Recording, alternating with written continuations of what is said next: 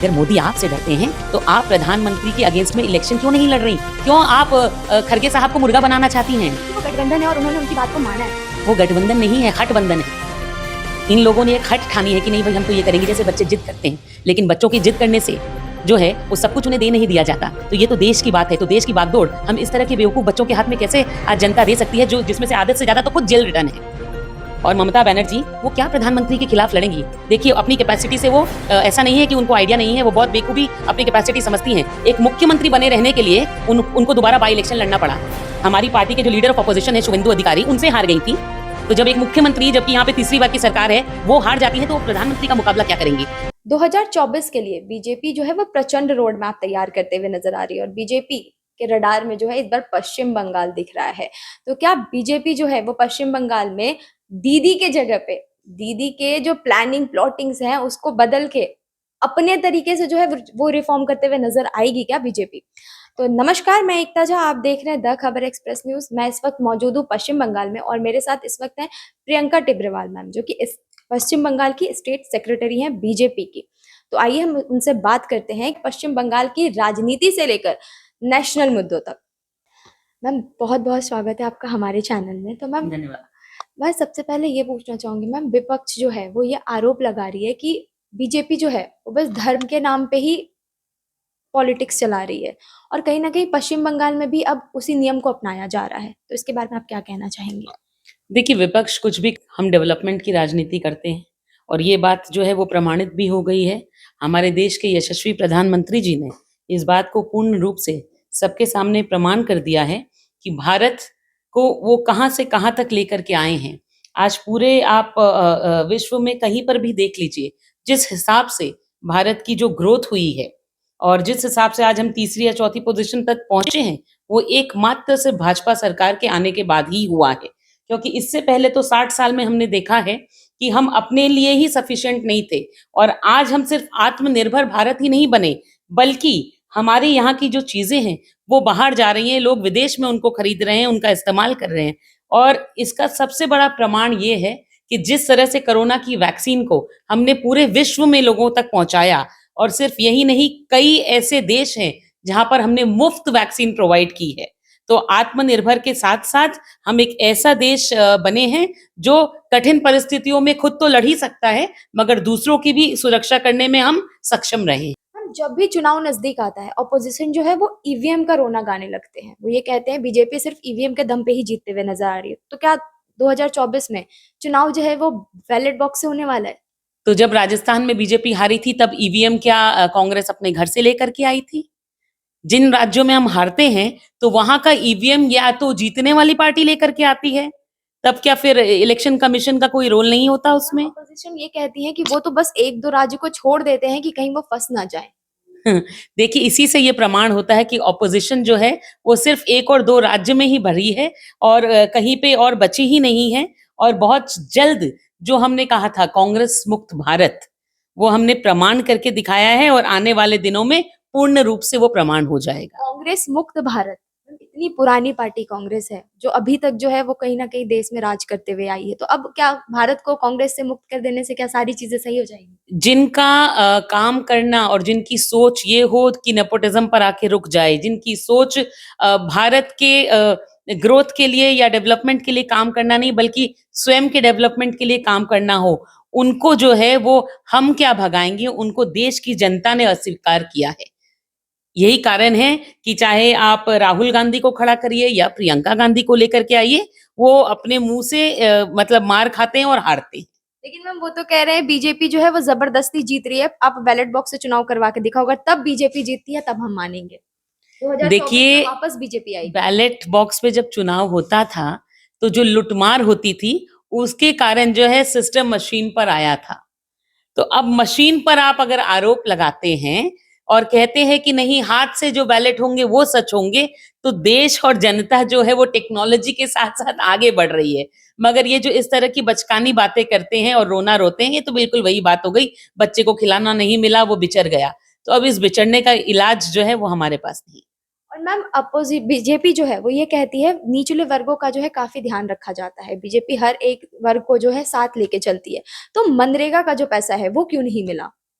सरकार वहां क्यों नहीं ध्यान दे रही है? देखिए, मनरेगा का पैसा बोलिए या जो भी सरकारी स्कीम है, उनका पैसा देश की जो गरीब जनता है या जिस वर्ग के लिए वो स्कीम बनी है, उनके लिए है। उन नेताओं के लिए नहीं, जो उस पैसे को चुरा करके अपनी झोलियाँ भरते हैं। जैसा कि पश्चिम बंगाल में देखने को मिला और सिर्फ देखने को नहीं, प्रमाण हुआ। जितनी सारी सरकार की ये स्कीम्स हैं, चाहे वो आप जो घरों की डेवलपमेंट स्कीम है या शौचालय वाली स्कीम है, आवास योजना बोलिए या लोगों तक अनाज पहुँचाने की भी जो केंद्र सरकार की जो मुहिम चली थी, ये सारी चीज़ जो है यहाँ तृणमूल के जो नेता बैठे हैं, उन्होंने अपनी पॉकेट गरम करी, अपने घरों को भरा, इसीलिए एक-एक के घर से, एक-एक के फ्लैट से करोड़ों की तादाद में पैसे जो है वो बरामद हुए। तो उस चोरी को रोकने के लिए एक कमिटी जो है केंद्र से यहाँ आई, उस कमिटी ने जाँच की, जाँच करके अपनी रिपोर्ट भेजी कि मनरेगा के नाम पे, जॉब कार्ड के नाम पर यहाँ फेक जॉब कार्ड बनाए गए।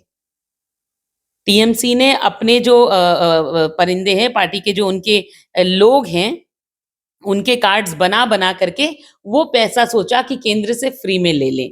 तो ये किसी के ससुराल से आया हुआ पैसा नहीं है। भारत की जनता का टैक्स दिया हुआ पैसा है, जिसको जहाँ इस्तेमाल करना चाहिए वहीं सही तरीके से इस्तेमाल हो, ये भी सरकार का काम है और अगर नहीं हो रहा है, तो उस चोरी को रोकना भी केंद्र सरकार का काम है। अभी आपने बोला दैट टीएमसी जो है वो पैसे अपने घरों में भरते हुए नजर आई हैं, इवन कुछ एग्जाम्पल्स भी मिले हैं। मैम क्या ईडी और सीबीआई सिर्फ अपोजिशंस के घरों पे जाती है? अब तो राहुल गांधी और सोनिया गांधी भी नहीं बचते हुए नजर आ रहे हैं, तो क्या अपोजिशन के घर पे ही सिर्फ ईडी और सीबीआई पहुंचेगी? सुनिए, हेरल्ड का केस जो है वो सबका जाना हुआ है। इतने करोड़ रुपयों के लिए फर्जी कंपनीज़ बनाई गई, नटशेल कंपनीज़ को बनाया गया, तो पहले आप इन सारी चीज़ों को कोर्ट में प्रमाण करके बताइए कि ऐसा नहीं हुआ।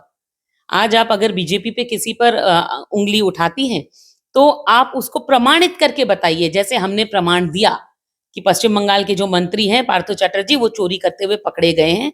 करोड़ों रुपया जो है उनके घर से बरामद हुआ है। सिर्फ वो ही नहीं, उनके साथ जितने एजुकेशन में घपले हुए हैं, जितने जॉब स्कैम में घपले हुए हैं, सब कुछ प्रमाण हुआ है कोर्ट में और हो भी रहा है आगे। अपोजिशन तो ये भी आरोप लगा रही है सुप्रीम कोर्ट को मोदी जी ने खरीद लिया है, सीबीआई को जो है वो बीजेपी ने खरीद लिया है, तो मुझे फिर लगता बचा है कौन? नहीं, मुझे लगता है फिर ऑपोज़िशन को सिर्फ भगवान का दरवाज़ा खटखटाना चाहिए। क्योंकि इंसान पर, कोर्ट पर, किसी चीज़ पर तो उनको विश्वास रहा नहीं। आप भगवान के घर चले जाइए, वो भी आपको यही बताएँगे कि आपके पाप का खाता पूरा हो गया था, इसीलिए आपका समय आ गया। मैम अभी जो है पश्चिम बंगाल में अमित शाह जी और जेपी नड्डा जी आए थे। अमित शाह ने ये ऐलान करके वो गए हैं कि अब जो है 35 सीट वो पश्चिम बंगाल में लेके रहेंगे। मैम क्या बीजेपी के रडार में अब पश्चिम बंगाल क्यों आ रही है? देखिए, जहाँ जो है चोरियाँ और जिस तरह से करप्शन जो है वो सबसे ज़्यादा बढ़ेगा, वहीं पर भाजपा उसको खत्म करने के लिए बिल्कुल उसी तरह खड़ी रहेगी जैसे महिषासुर के सामने माँ दुर्गा। तो बीजेपी ने ये अब ठान लिया है कि पश्चिम बंगाल के लोगों को इस तरह की जो राक्षसी प्रवृत्ति की सरकार है, उससे जो है राहत दिलानी है, तो बीजेपी पूरी तरह से इस मुहिम में लग गई है और मैदान में उतर गई है।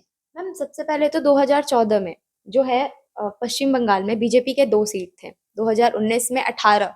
तो क्या 2000 आने वाला जो चुनाव है उसमें क्या इतना लंबा छलांग जो है वो बीजेपी पार कर पाएगा, लग रहा है आपको?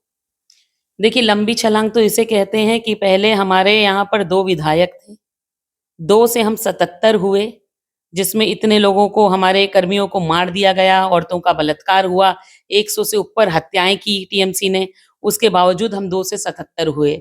तो 18 एमपी से 35 एमपी का सफ़र तो फिर भी छोटा है। और मैम सीएए चुनाव आते ही ये नाम सुनने में आ जाता है, तो पस पश्चिम बंगाल में सीएए की बहुत ज़्यादा दरकार है, क्योंकि अगर आज पूरे देश की जो हमारी ज्योग्राफी है, वो कहीं न कहीं 1-2 राज्यों से जुड़ी हुई है, जिसको खराब करने के लिए ममता बनर्जी जैसी मुख्यमंत्रियाँ जो हैं, वो लगी हुई हैं, ताकि उनकी कुर्सी बची रहे। जो बीजेपी पर आरोप लगाते हैं, धर्म की राजनीति करने का, आप उनको देख लीजिए ना, किसी एक वर्ग को खुश करने के लिए, क्योंकि पश्चिम बंगाल की हिंदू जो हैं, उन्होंने अब उनसे मुँह मोड़ लिया है। तो अब उनको बांग्लादेशी भी वे लोग जो अवैध तरीके से यहाँ घुस रहे हैं, उनको वोटर बनाने के लिए ये लोग व्याकुल हो गए हैं। इनके नेता कहते हैं जो यहाँ आ रहा है घुस करके, रोहिंग्या आ रहे हैं वो आओ और हमसे अपना वोटर कार्ड बनवा लो। वो ये सोचते हैं कि वो लोग जो है इनको बचाएंगे। मैम अभी कुछ दिन पहले एक मिनिस्टर का ये बयान आया था कि पश्चिम बंगाल में जो है आने वाले समय में 50% आबादी उर्दू बोलेगी।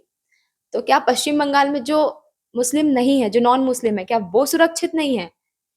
50% आबादी से आप उर्दू बुलवाना चाहते हैं तो मुझे सिर्फ इस बात का जवाब चाहिए कि पश्चिम बंगाल की जो हिंदू जनता है, पश्चिम बंगाल की जो बंगाली जनता है, अब वो क्या बंगाली छोड़कर उर्दू बोलेंगे?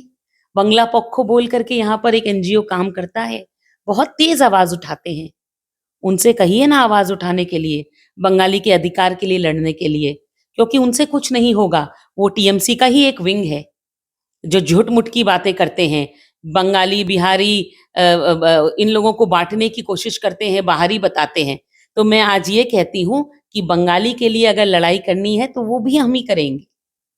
क्योंकि हम अपने आप को भी बंगाली समझते हैं, बंगाल में पैदा हुए, परवरिश हमारी यहीं हुई, हमारे दादा-परदादा यहाँ पैदा हुए, तो उन लोगों के अधिकार के लिए लड़ना यानी अपने खुद के अधिकार के लिए लड़ना है। तो वो हम करेंगे और हमारे जीते जी 50% आबादी उर्दू बोले ये हम कभी होने नहीं देंगे। ये टीएमसी का और उनके नेता बॉबी हकीम का सपना है, जो उनके साथ ही ऊपर जाएगा।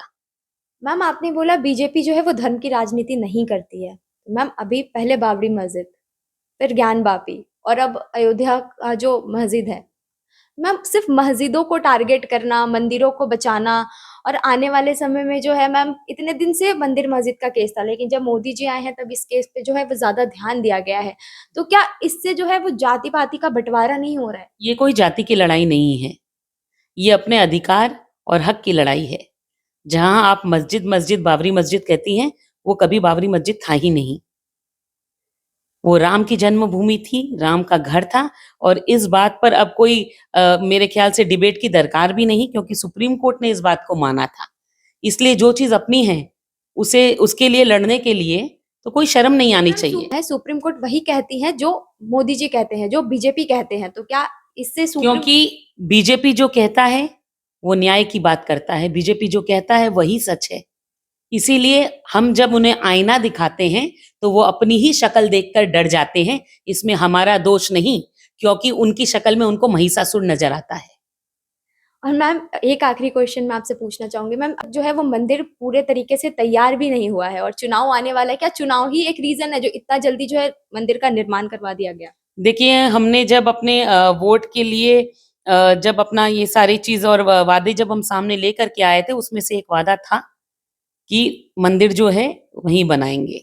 उस बात को हमने साबित कर दिया है। मंदिर का निर्माण पूर्ण रूप से तैयार हो जाएगा तभी इनॉग्रेशन होगी, उसकी डेट भी हमने दे दी है। अब अगर इससे कुछ लोगों को तकलीफ होती है तो रहे, उसका हम कुछ नहीं कर सकते। लेकिन जो लोग कल तक राम भगवान के अस्तित्व पर उँगली उठा रहे थे और प्रश्न कर रहे थे, आज उन्हें तकलीफ क्यों हो रही है जब वहाँ मंदिर बन रहा है तो? क्योंकि ये बात जो है लोगों की आस्था से जुड़ी हुई थी और लोगों की आस्था को पूर्ण रूप से बीजेपी ने जिया है और बीजेपी ने उसे सच करके दिखाया है। मैम जैसे-जैसे राम मंदिर के उद्घाटन का डेट सामने आ रहा है, वैसे-वैसे जो है बयानबाज़ी तेज़ी से बढ़ते हुए नज़र आ रही है। मैम अभी कुछ मिनिस्टर ये भी कहते हुए दिखे हैं कि राम जी जो है वो बिक चुके हैं, बीजेपी ने खरीद लिया है उन्हें और कुछ तो ये कह रहे हैं हमें निमंत्रण नहीं मिला, हम नहीं जाएँगे। तो इस पे आप क्या कहेंगी?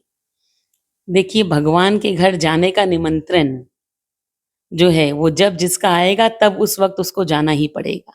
लेकिन अब भगवान के मंदिर में जाने के लिए किसी को निमंत्रण और आमंत्रण की दरकार हो, ऐसा हम नहीं समझते। क्योंकि ये रामलला का जो मंदिर है, वो तो हमारे दिल में बसता है और हर उस राम भक्त के लिए खुला है। तो अगर कोई खुद को राम भक्त मानता है तो वहाँ जाएगा और जो हिंदू होने के बावजूद बाबरी मस्जिद के गिरने पर रोते हैं और अफ़सोस मनाते हैं, तो उनके पैर मंदिर तक कभी नहीं पहुँच पाएँगे। मैम क्या लग रहा है 2024 में जो चुनाव होने वाला है, उसमें इस बार जो है रिज़ल्ट क्या कुछ बदलेगा या फिर बीजेपी एक बार और झंडा गाड़ेगी?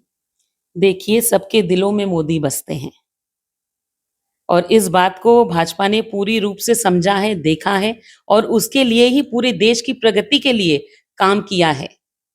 तो एक बार फिर मोदी सरकार। लेकिन मैम ऑपोज़िशन का कहना है मोदी मैजिक जो है वो खत्म हो चुका है। तो फिर घबरा क्यों रहे हैं? तो फिर घबरा क्यों रहे हैं? तो बैठिए ना जादू देखने के लिए।